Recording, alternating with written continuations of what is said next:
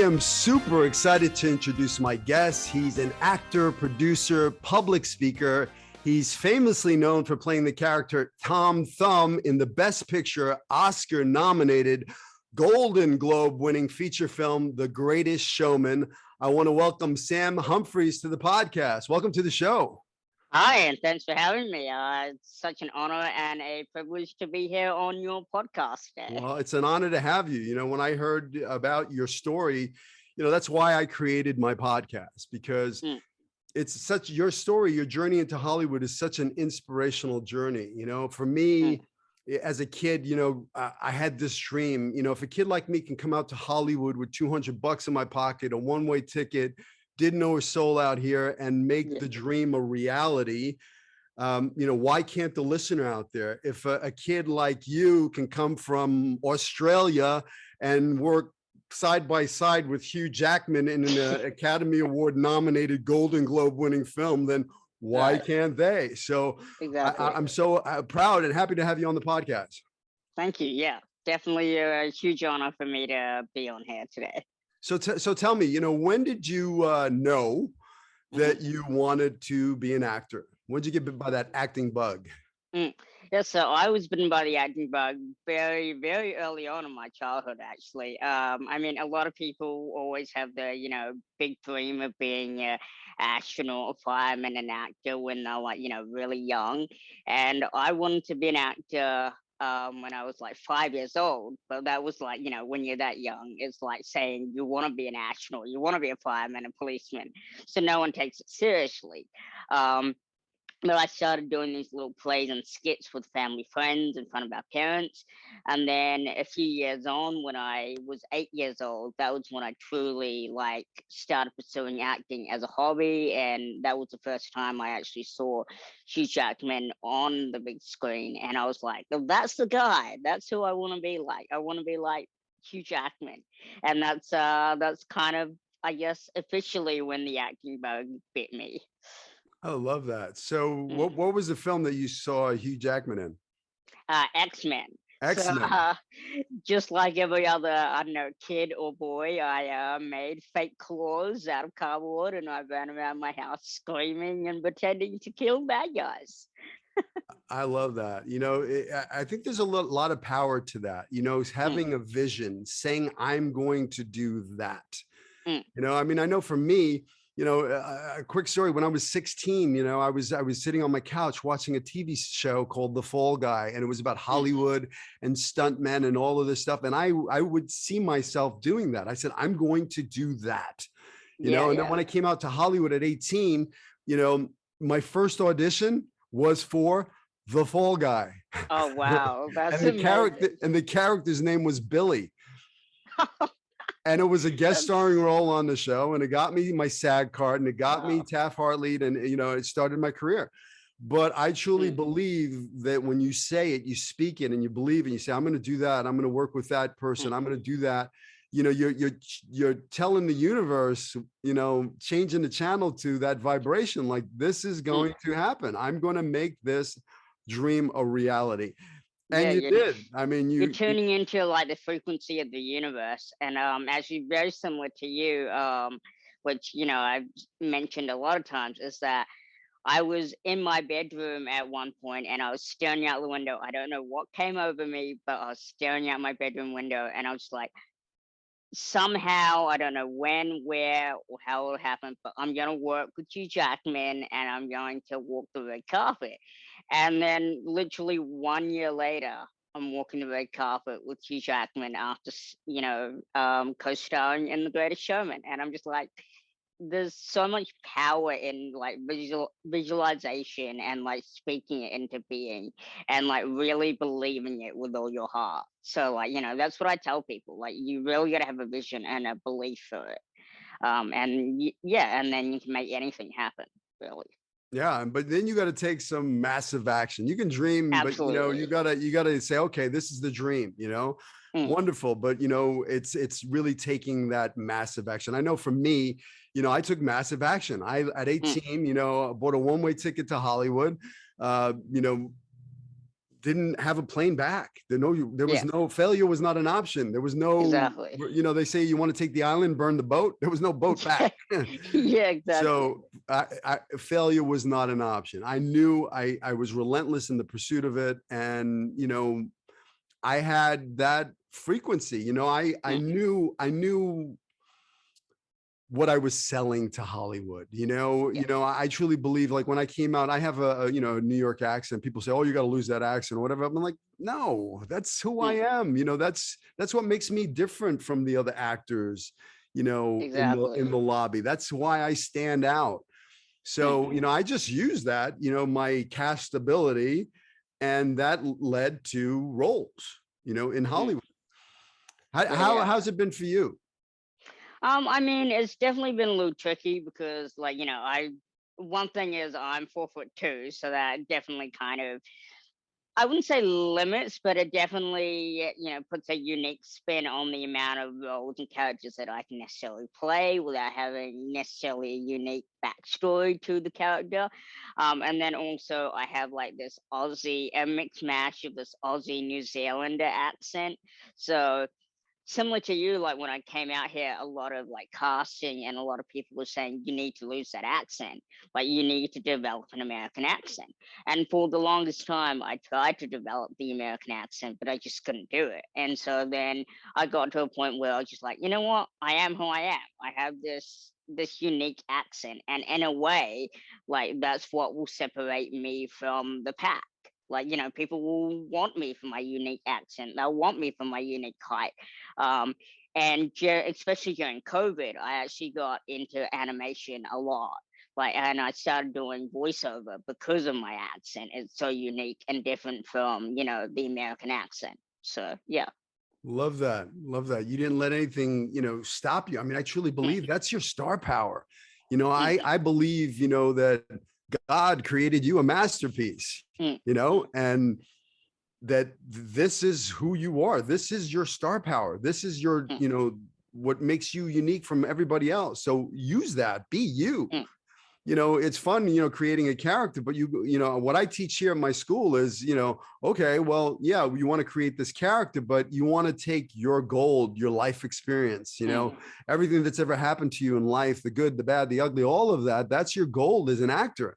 And if you can bring your soul, your unique abilities to that role, that's truly what's going to make you stand out from the crowd. Yeah, I was actually just walking past the shop the other day, and I was looking in the window, and they had like all these different T-shirts, and I took a photo of it, and one of them says, "There's only one you, and that's your superpower." And I was just like, "That's, you know, that's amazing. I love that quote." So I yeah, love I that. mean, that is your superpower. There is only one you in the universe, so use that. Okay, so let's rewind a little bit. Okay, so you want to, you know, you want to be an actor at 8. You know, for me it was 11. I knew they were filming a movie in my neighborhood, and I saw all the cameras and the trucks and all this stuff, and I ran down the street, said, "What's going on here?" And they said, "We're making a movie." I said, "How do you get in a movie? I want to be in a movie." You know, so you know, I was showed a picture and a resume. I ran home, took a Polaroid picture of myself, wrote some stuff down on a piece of loose leaf paper, ran down to the director, and I said, "Here's my picture and resume." Long story short, they gave me a little part in that film, and I got bit by the acting bug, Yeah. you know, at 11. And then, you know, shortly after, they were filming a movie called Saturday Night Fever with John Travolta, and I Oh, I watched heard of them it. Yeah. film that movie till like wee hours in the morning, and, you know, the girl screaming and him coming out of the, you know, I was like, I'm going to do that. You know? Yeah. So I was highly motivated to make that, you know, dream a reality. But, you know, a lot of people didn't believe me. You know, there were a lot of naysayers. A lot of people told me, didn't believe, you know, how's a kid from the streets of Brooklyn, from a broken home, you know, how are you going to become an actor in Hollywood? But I believed it, you know. So I always say, don't listen to the naysayers, you know, even like family members, they may not believe in you. If you believe it and it's in your heart, and this gift of acting was given to you, that's your superpower. That's your, you know, that's your light. You want to shine that light and take it. And, you know, I love how you're shining your light and really letting, you know, people know, you know, this is me. So bravo to you. So how do you make the dream, like, okay, you're 8 and you want to act and whatever, and I don't know, was your family supportive of it? Did you study acting? I mean, how do you go from looking out your window going, I'm gonna make a movie with Hugh Jackman, to walking the red carpet with Hugh Jackman? How does that Yeah, happen? yeah. Well, so when I was 8 years old, like, the goal was to be an actor, and so I ended up studying it in high school. I never did any like formal training, like going to acting school or anything like that, because like similar to you, like my family was not like, we didn't have a lot of money or anything like that. So I just studied it and pursued it, where I could and when I could, and so it was through high school and like after school programs and things like that. Um, and then any chance I could, I practiced acting. I did it with friends. I did like little plays and things like that. Um, and then, one thing led to another. I managed to get like an agent who, because I was short statured, I got an agent in the UK who represented really different and unique people. So like they represented really tall people and really short people. Um, and I actually completely forgot that I had that agency. Like I'd signed up to them like 2 years prior to landing Greatest Showman. And out of the blue one day, they sent me an email going, they sent me an email saying, we have an audition for The Greatest Showman. And I was like, oh, at the time it was called The Greatest Show on Earth. And I was like, oh, this is a bit of a bizarre name. And it said 20th Century Fox on the top of the email. And I was like, well, this seems like a hoax. I don't know what was going through my mind, but my finger was on the delete button and I was about to delete the email. And my life could have been so different had I had pushed the delete button. But, you know, every fiber in my body was like, no, you're an actor. Like, you've got to pursue this, hoax or no hoax. So I pursued it. I did an audition for it, and then I got shortlisted. Then I was on like a Skype call with the director, and I flew to Canada and met with the director, and it all happened so fast. So yeah, I mean, you just gotta take. It's like taking one day at a time. Like you have the dream, you have the goal, and then you you do like little plays, and then you do it, you do it in high school, and then maybe you take after school extracurricular activities, and then you just gotta pursue every opportunity that you can. And one thing that I tell like everyone, which is kind of like my little secret, is make sure everyone around you, I don't care who it is, if it's your neighbor, your parents, your sister, your brother, some random person on the street, everyone who knows you, make sure they know that you want to be an actor or that's your passion. Because the moment they know, they're always going to be on the lookout for those opportunities. And that's what happened for me. Like all my friends, all my family, like everyone that I told that I wanted to be an actor, all of a sudden they always had their eyes open for opportunities. And if something came up, no matter how big or small, they would text me or they would email me and be like, Sam, we just heard about this or we heard about that, and maybe you want to look into that. So, make sure everyone knows that that's your passion. Love that. So, you studied your craft.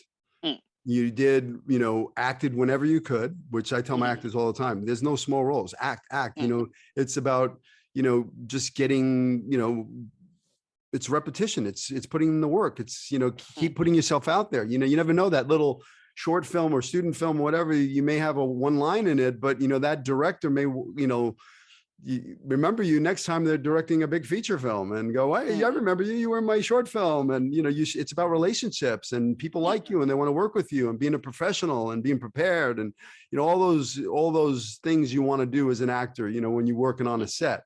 Let's talk about that a little bit. So who was the director of The Greatest Showman? Michael Gracie. Great. And what was it like working with him? He was really funny actually, because I'm originally a Kiwi and he's an Australian, and so Kiwis and Australian have these like little friendly rivalry going on, and so he always gave me like a lot of he gave me a lot of like crap on the set, like friendly, like rivalry stuff. Like he was always like making jokes at me and like poking fun at me, because he actually thought I was Australian. And then at the very end of the like production and everything, he wrote me like this nice like thank you card and said how amazing it was to work with me, and like that I like my craft and my skill as an actor just grew like every day that he saw me on set. He said to me that it was truly magical just to see me like work with all of my co-stars, because he said that he saw like the craft grow in me as I worked with them. And then he was like, he gave me like a little apology. He was like, actually, I found out that you're Kiwi, so I shouldn't have given you as much rubbish as I gave you. But I was like, it was all in good fun. So it was very fun to work with him. He was, I couldn't have thought of a, better first time director to work with than Michael Gracie. Awesome. How about Hugh Jackman? What was it like working with Hugh? I mean, absolutely mind blowing for me, since it was just like full circle from, him being my like childhood hero and idol from when I was 8 years old to, 14 years later to being on set with him. Just, it was absolutely such a magical moment. And when I told him that, he was just like, he was a little bit blown away himself, because he was like, well, that's, not many people get to, have that full circle moment. And I had many moments on set where like I just a little bit fanboyed or fangirled over it, because I was just like, I can't believe like that I'm actually on set, like literally this close to like my childhood hero. And there was one moment, well, actually there was several moments, but two moments that really stand out for me is my first day on set with you, where we were filming in the cabin, in Charles Stratton's cabin. And I was having like a lot of trouble getting into character, because like it was a lot for me to, be on set and then being this close to him and acting with him. And then suddenly he gave me like this, he gave me this pep talk. And I just started breaking down in tears, because he was like, you're really special and really unique. And like, you came all the way from Australia, and like, out of, thousands of people that auditioned, like you got the role. And so it just made me break down in tears, like how like amazing he was like being, like to, try and get me over this like stuck moment.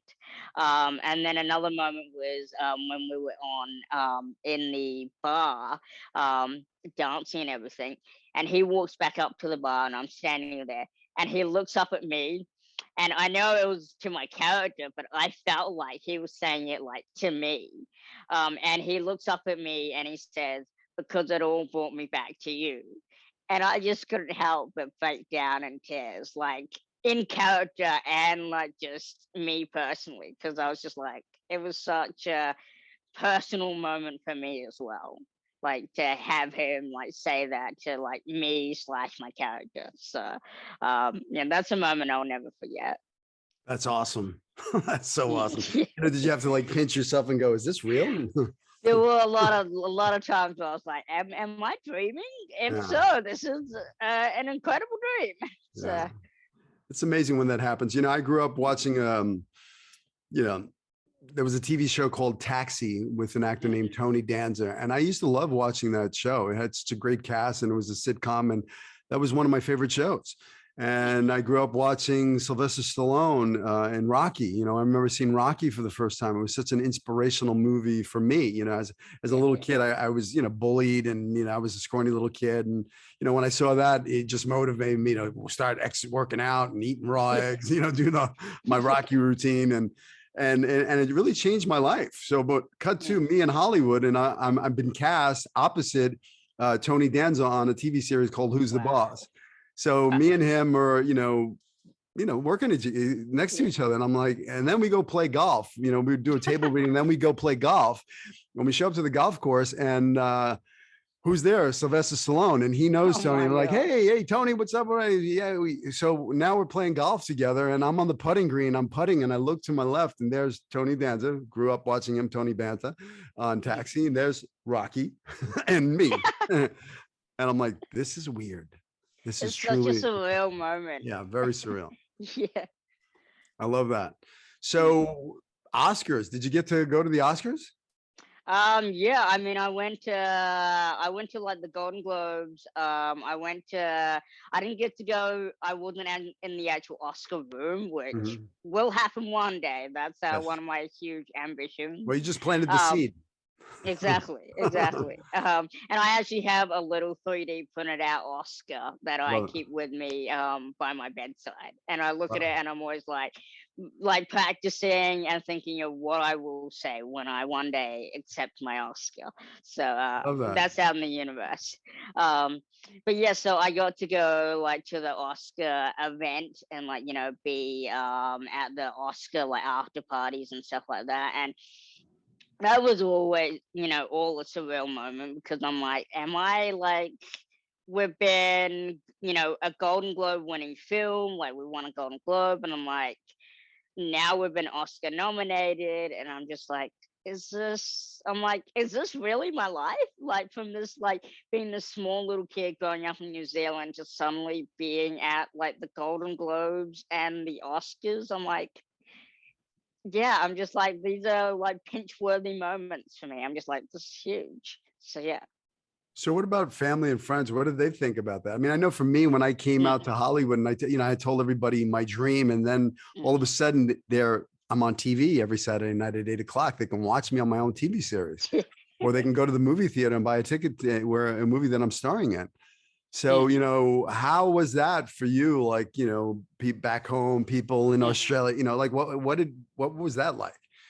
The fame. Well, they always call me, my nickname now is Hollywood. So, and my dad actually used to always call me that growing up, because I always said I wanted to be an actor. So, everyone calls me Mr. Hollywood. And so when I do go back home, everyone always asks me, how's the acting like? Like, any big projects coming up, anything new? And I'm always like, if there is, I can't exactly talk about it, NDAs, all that stuff. But yeah, they're all proud of me. And actually, the moment when I like found out that I got the role of Tom Thumb in The Greatest Showman, and then I like told my family, they're like, no way. They're like, is this real? I was like, I can't even believe it myself. Like, I'm telling you, I've been cast in a 20th Century Fox feature film. Like, and I'm like, I can't even believe it. And let alone it's going to be opposite Hugh Jackman. I'm like it coming out of my mouth, like, I couldn't even believe saying those words, let alone them like hearing me tell them that that's going to happen. And so like everyone, like once everyone found out and the trailer came out, actually when the trailer came out and people like from my hometown started seeing my face in the trailer, my phone started blowing up, because obviously I couldn't tell people. And then suddenly they see my face in like a trailer, they're like pausing the trailer like, wait, do I know him? Like, is that Sam? And then like they're texting me and messaging me. They're like, did I just see your face in a like Hollywood trailer? And I'm like, yep, that's me. Like, I can now tell people about it. So like, it just went crazy. So That's definitely awesome. a surreal moment. Yeah. So, I know for me, when I came out to Hollywood, I booked that first acting job and I got my SAG card, and it was like, woohoo, I'm on TV, guest starring on a show. But, the actor's life, it's not, it's not all, okay, yeah, that happened. And then there was nothing, and, auditioning and, starving artists, I got an apartment, but I had no furniture in it. I remember I stole all the pool furniture from the pool, the patio furniture. I had my bed was like a lounge chair, and I had a styrofoam cooler, which is my refrigerator. And I even had the umbrella in there till somebody found out that, I took it. I had to give it all back. But it's not all like what people think. It's a roller coaster ride. Yeah. Sometimes it's feast, sometimes it's famine, sometimes it's up, it's down. So what has this acting journey been like for you? Mm. Yeah, I mean, it is crazy because, like, for me, like, I feel like I entered the industry like on top. Like, I was, a talented, but also very lucky to get, such an iconic and huge role that I did. Where, like, entering the industry, like, a lot of actors and a lot of entertainers, like, they start at the bottom, right? And they build their way up to such a huge role. But I got that role. And so for me, it's very like it's been very like weirdly hard for me because getting that role and then like having all that acclaim and all that success, and then suddenly after all that's done, like all of a sudden kind of going back to the bottom and then having to start again, because even though like I've got that under my belt and like a lot of people know me and like I have credibility from that, like it's still, it gives me a way in, but like I still have to prove myself. Like even like when I do auditions and stuff like that, like people know me from Greatest Showman, but that still doesn't like automatically, cast me. Like I'm known from Greatest Showman, but I'm not like, an A-lister. I'm not like a B-lister. Like I still have to prove that I have the talent, and I still have to prove that, I can play the role or play the character that they want. So it gives me a little bit of credibility, but I still have to put in the work. I still have to, I still have to do all that training. I still have to, connect with people and build my relationships and all that kind of stuff. And right now, like I've gone through that development of my career where like I've gone through several different, agencies, and I've gone through that process of self-development and also trying to understand who I am as an actor. Um, and building that brand, like who is Sam Humphrey as an actor besides the characters that I'm playing. So like a lot of people don't like necessarily understand that there's a lot more to acting than just, being on the screen and, going to these, award shows and, wealth. There's all of that is the fun side of acting, but then there's also the non-glamorous side of acting that a lot of people need to also realize that that's going to be like probably 80% of the acting world and the acting industry is needing to do all that, work and self-development and figuring out who you are when the cameras aren't on and when you're not attending all these big, award shows and things like that. So it's definitely been an uphill battle in terms of also dealing with like a lot of internal emotions as well, because there's definitely moments where you're on top of the world, and then there are moments where you're like, is acting what I really want to do? Some days, because there is a lot of hardship in it, and that's what people need to realize as well. Sure, there's a lot of rejection, there's a lot Mm, of self-doubt, there's a lot of, that you like, like I said, you can have 3 auditions in one day and then not have 3 auditions in a month. exactly. So it's I truly believe you have to find something else that really fills you up. You Hmm. can't base your happiness on whether or not you got an acting job. If you love Hmm. acting, then you can act every day. You don't need, to be getting paid for it. You can be working, in a class, you can be pulling, just working on, the craft, the self tapes. I mean, it's the business has changed drastically, since Hmm. the pandemic. Everything's online, everything's self tapes and Zoom callbacks. So, I tell my actors all the time, this is the time right now is to really to master that, really work on Hmm. your self tapes, find pieces of material, your castability. What kind of roles do you see yourself playing? And really find a piece of material, a monologue or something online, and then just put yourself on tape, film yourself, practice learning how to light yourself, how to, frame yourself, really taking your self tapes to the next level, because, it's very competitive, and there's going to be Hmm. actors, putting themselves on tape with the wrinkle curtain and the sides in the hand. And then there's going to be an actor that really takes it to the next level, is Hmm. bringing the character, showing them the character, and I Hmm. truly believe that's what separates you from them is one, really creating the character, creating a backstory for the character. Maybe you just got 2 pages of sides for the material. You know, you don't really know a lot about the character. It's up to you to create the character and make some choices and know what their childhood was like and know what's going on in their world. You know what their pain is, and we all Yeah, have it. You got to, that's the first thing I look for in a character is where's their pain? Even if you cover it, but you got to know where it is, and then you got to ask yourself, okay, well, who does this character become because I'm playing this character? What do I have in my actor toolbox? Where's my stuff that I can, my soul that I can put into this role? So when they see it, they feel it.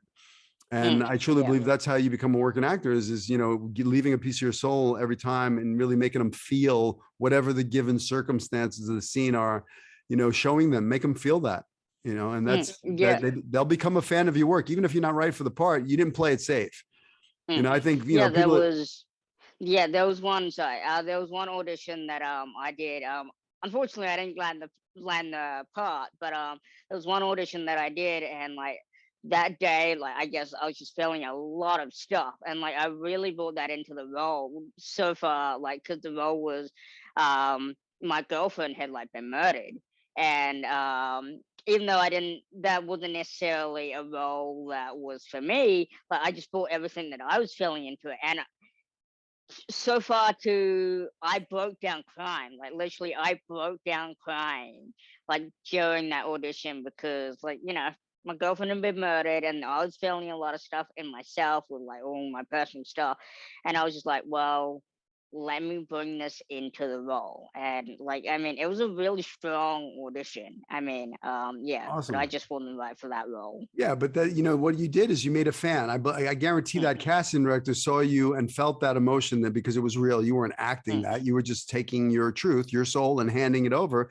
and exposing it through the character, and it fit, right? I mean, the character's going through some grief, lost, the girlfriend. So you just took your truth and put it in there. And that casting director, I guarantee you, didn't, you might not have been right for the role, but they became a fan of your work, and something else is going to come down the road, another role, and they're going to go, oh, we should bring Sam. Remember what he did last time? He didn't play it safe, and he was vulnerable. He was truthful. All that stuff, that's your goal as an actor. And that's the stuff that you want to mine and give. Acting is like being naked, bearing your soul. This is me here. This is everything, and not caring what other people think. That's why, like, I mean, I always say, like, acting, and I'm sure everyone says acting's not for the faint of heart, because you really need to bear your soul when you're acting. But then at the same time, you need to learn how to be able to turn it off when you're not acting. Because if you can't distinguish the difference between, being on while you're acting and then being able to turn it off when you're not acting, it can destroy you. Like, I mean, unfortunately, and this is what kind of it hurts me a little bit that some of our greatest actors that we've had in this industry have like gone so deep into a role that they haven't been able to come out of it. Like it just makes me think of like some of our greatest actors like Heath Ledger.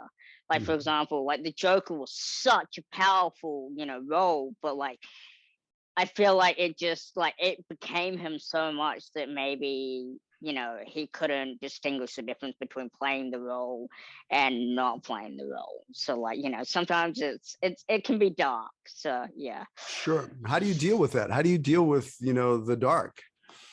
I mean, I think it's being able to distinguish like there's a character and then there's you.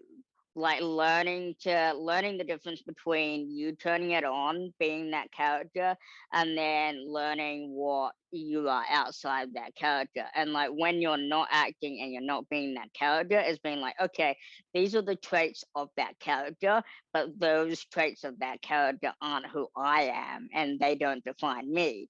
So, and then also as soon as you're done playing that character, like just let it go, fully let it go.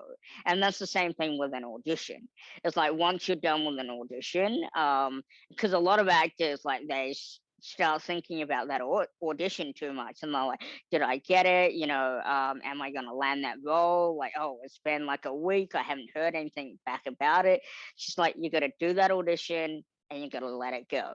If you're right for the character, they'll call you up. Otherwise, like, there's no good comes from you constantly thinking about it, and constantly thinking about whether or not you got it, or why you didn't get it, or who got it. Like, that doesn't help you. That's just a lot of energy and negativity that goes into your mind and your soul that doesn't help you at all. You just gotta let it all go. So that's one thing that I try to tell everyone. It's just do what you have to do, because it's like your job and your passion. But then once you've done it, just let it go. Let it flow down the river. So Exactly. I yeah. mean, it's great advice. For me, I say, give everything you have, Mm, 150% in that audition, and not go in there trying to get anything. Just go mm, to give, shine your light. This talent was given to you. Go in there to play, make some big choices, have fun, give 150%. And yeah, correct. Let it go. Throw those sides out. If you need to mm, print them up again for a callback, great, but just let it go. I mean, I know for me, I used to come out of the audition and I'd be driving on the way home running my lines, and I'd be like, wait a yeah. second, the audition's over. Why am I running my lines? Yeah, right. It's like, let it go. You have to truly let it go and move on and find something else that fills you up. Whatever it Mm, is, go work out, go take a walk on the beach, go meditate, go breathe, go find something that reboots you and gets you present in the now and not being in the mm, past. The past is the past. You can't change the past. As mm. long as you give everything you have 150%, then you've done your job. Pat yourself on the Mm. shoulder and go, good job, and then move on. Next, you just keep moving on. Yeah, yeah. I mean, I always say, like, no regrets. So, like, I mean, if you, like, again, yeah, like you said, the past is the past. Like, have no regrets about that. You've done what you've done. You've left it all in the room. You've done the best job that you possibly can do, and have no regrets about that. If you're right for it, you're right for it. If not, the next opportunity could be your big opportunity. So, yeah. I'm curious, did you watch the Oscars last night? I didn't watch the Oscars, but I definitely heard about everything that went on. So yeah. Yeah, it was a strange Oscars, let's just say that. But what I really love was Coda winning Best Picture. Mm. What did you think of that? I mean, there was definitely a lot of incredible talent and a lot of phenomenal. I mean, I haven't seen the film yet, so I can't say too much about Okay. it. I definitely have to go see it though. Well, you should see it. It was a really good picture. I mean, I think it was a seminal moment for, the disabled community. I mean, it's a film Mm, about, a deaf girl and, the whole, the family's deaf. And it was just, for a little independent film like that to, win Best Picture, it says a mm. lot. And I hope that really truly opens doors for more, actors. Oh yeah, absolutely. I mean, I'm working on projects right now about diversity and inclusion, and trying to get projects in the door that help to boost those discussions, and really create proper representation for the disabled community in Hollywood. Because I truly believe that there needs to be more accurate representation for people of diversity, inclusion, and especially disability, because a lot of the mainstream don't really represent that too well. Can you tell me about Rare? So, Can you tell me about Rare?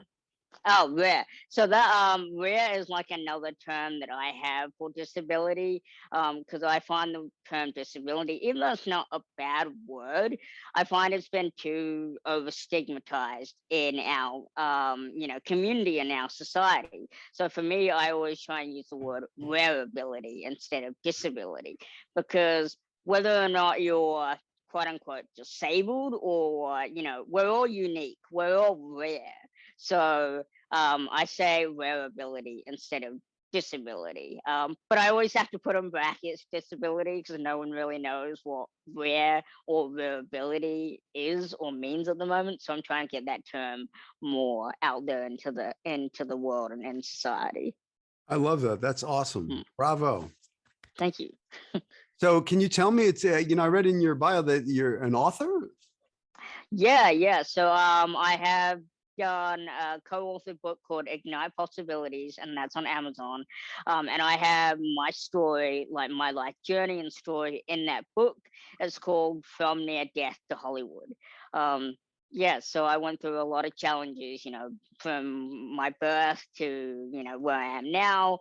I struggled with suicide, depression, lack of confidence. And my doctors, when I was growing up, my doctors had actually mentioned that I might not survive past my 18th birthday. And they had mentioned to myself and to my parents that if I did make it past my 18th birthday, they couldn't guarantee what quality of life I would have. And so, yeah, so that was always a hard thing to, be told and have to grow up with.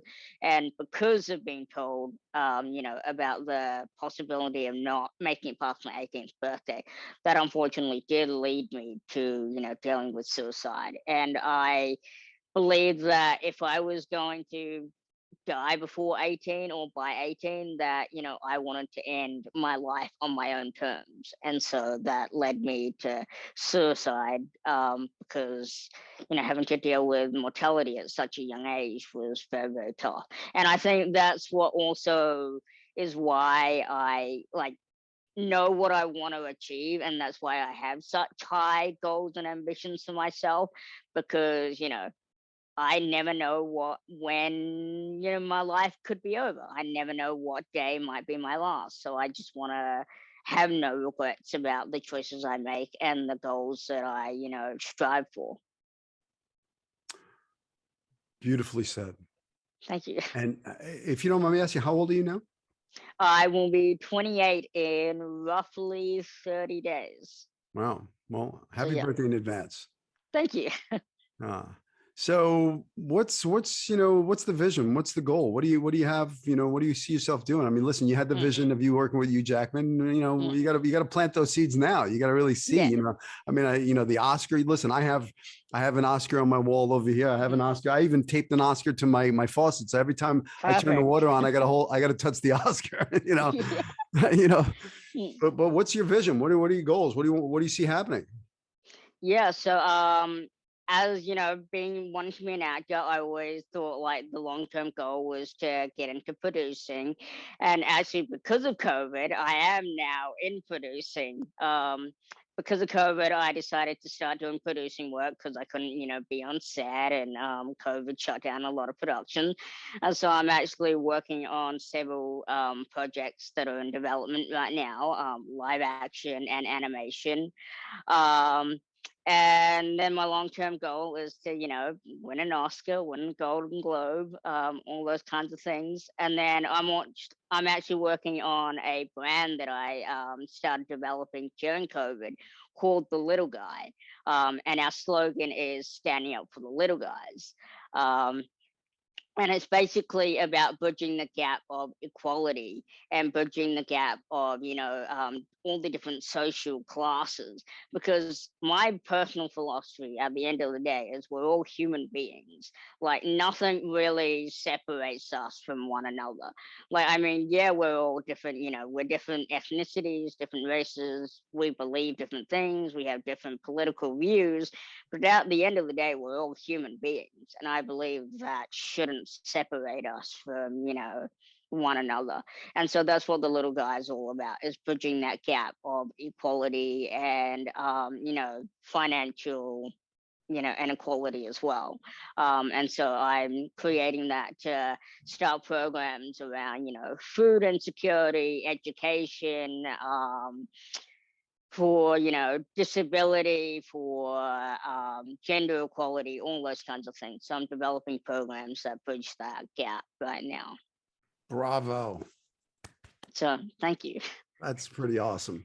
So, you mentioned, listen, I never thought I'd make it to 18 either, but that's because I ran away from home at 15. I was running the streets of Brooklyn and getting into dumb things. And, I saw my best friend get shot in the head in front of me when I was, 16. So, I mean, I grew up in a neighborhood where I didn't think I was going to make it to 18, and I battled depression and, a lot of that stuff. So what it would be your advice to somebody that's kind of going through that? I know right now during this time, there are a lot of people suffering from, suicidal thoughts. And, I mean, I know I deal with it on a daily basis. I deal with a lot of young actors and, and their parents tell me, or they somebody at school that, you know, it's kind of sad to see how many. I mean, I deal with it on a weekly basis, either talking somebody off the ledge or somebody dealing with somebody loss of, you know, somebody who did commit suicide or try to commit suicide. So what would be your advice to somebody like that? Yeah, I mean, from my personal experiences, and I didn't do this, so, and that's why I really advocate for people to do this. I never reached out when I was dealing with suicide myself, but I really advocate that you need to reach out. You need to speak to people, like even if it's just one person, like. It really helps to talk about this with someone, so they know what you're going through, and they can always be your support system so that they can check in with you every day, like whether or not it's every day or every few days, that they can text you, they can call you, they can message you, you know, they can let you know that you're loved, they can let you know that you have friends and that you have a support system around you. There are many organizations out there that are trying to help people deal with this, and I know that there's, you know, it's a lot of the younger people that are going through this right now, especially with, you know, in today's society, we're dealing with a lot of uncertainty around the world. We don't know what's going to happen. And especially being in the industry of acting, it's a very tough industry to be in. And so that's why, like I always say, it's not for the faint of heart. But definitely get those support systems around you. Have someone that you can talk to, whether it's your best friend, your parent, you know, a therapist. And I don't do this myself, but I've definitely, you know, thought about it. If you need to seek therapy, then seek therapy. Like it's a stigma in today's world that, you know, if you're in therapy, that you're, you know, that you're weak, but that's not true. Like we all need help, we all need support at times. So please, like if you need to speak to someone, if you need to seek therapy, then please seek therapy. Like it can be very, very refreshing for the soul, and talking about it is always very helpful, rather than, you know, burying it all inside and letting it, you know, overwhelm you. It can be very hard. So definitely let it out. Yeah, especially if you're an actor. I mean, if you're an Mm, actor, you know, you're lucky because you know, other people that don't have this ability to let it out through a character, expose mm, it, expose your pain to, you know, let's say you wanted to yell and scream. Well, you know, you can't do that out, you know, out in the mm, world. They'll lock you up. But what if you could take all that, channel all that stuff and find a piece of material and let it out through the character and expose it through the character. It's, you know, it's great that we as actors, we have that ability to mm, channel that stuff. That, you know, that's what I say. I mean, everything that happens to you in life, that's your gold. Everything that you're going through in life, that's your gold as an actor. And if you mm, can take that and channel it into a role, you know, it's therapeutic to let it mm, go and free yourself up. You know, I know bottling it up doesn't work. You mm. know, Yeah. it kind of surfaces in other places, you know, like anxiety and depression, and, you know, just holding it on. So your Mm, advice is spot on. I mean, get some help, talk to somebody, let it out, you know, mm, free yourself from some of that noise, you know. And a lot of times it's noise. It's these little monkey brain thoughts telling us, you know, these negative things or lack or fear or whatever. mm. And that's not truly who you are. I mean, I Yeah, I became, mean, we're our own worst enemies. Like, you know, no matter how you can be the most talented person in the world, and you'll still deal with, you know, all these voices in your head. You'll still feel like you're not good enough. You still feel like you're letting people down. Like, you know, and that's just, in a nutshell, that's just us as human beings. We're vulnerable creatures, and we always need to be told that, you know, we're loved, that we're valued, that we're enough, that we're, this is me, the, you know, the message of Greatest Showman, this is who you are, and you are good enough. And that's why, unfortunately, the people that, you know, have committed suicide and have, you know, gone, you know, into depression and all that kind of stuff, like they haven't been told enough that they're loved, or they haven't had, you know, been in communities or been around people that have given the true support that they need. And so, you know, I'm a huge advocate of mental health. Like, I went through it myself, and that's why I always, try to give my, my viewpoint and my help on people dealing with that. So yeah. That's beautiful. I love you. Thank you. I think I love you too, I Billy. think I think you're awesome. You too. So if you were if you were to go back, right, and Mm. give the little you some advice, the 8-year-old, the 10-year-old, the 15-year-old boy some advice now at your age going back, what would that life advice or career advice be? One thing it would be that, definitely never give up. Like, there are going to be hardships.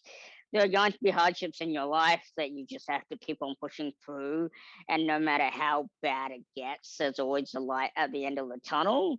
And something that I've read like today is that no matter how bad it gets, that it'll always, it'll always get better.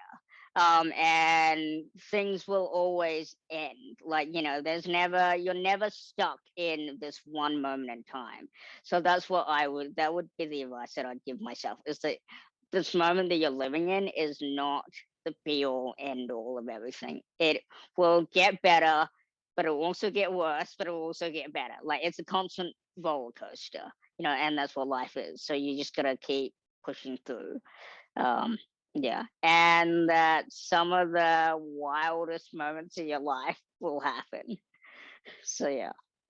Yeah. Amen. Beautifully said. Mm. You're such a shining light. Thank you. Keep shining that light, truly. I can't wait to see what's next for you. I know there's great things. Like you said, never give up. There's going to be highs and lows, and there's going to be a roller coaster ride. But if it's truly in you and this is your passion, then, go after your dreams with a vengeance and know that this is your gift. This is your light. So, shine that light. Sam, I can't thank you enough for taking the time to, really truly share your wisdom and your knowledge and your journey into Hollywood on the podcast. And I look forward to, meeting you in person. We got to get together. We do, absolutely. You got to I come can't down to wait. the studio. Oh, for sure.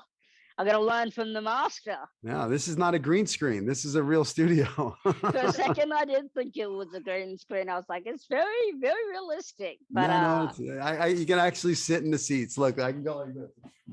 See, I can go, hello. There you go. I get that a lot. It's like, oh yeah, it's great green screen. No, this is a real school. I've had it here for 8 years. Oh wow. Nice. So it's I love what I do. I love being the guide, and success leaves clues. And I've been very blessed, successful, and now my goal is to help other people achieve theirs. We always need. I think every young actor, or even no matter how experienced you are, needs, mentors and guides to help them, build their career. So yeah, on behalf of every actor, we thank people like yourself that do give us a roadmap and teach us how to hone our craft and become better artists, in the pursuit of acting. So thank you. You're welcome. It's my honor. So, well, let's do that. You got to come to acting class, come sit in the class. I shall. All right. Take care. Have a beautiful day. Thank you. And I will talk to you soon. Have a good one. Bye. Take care.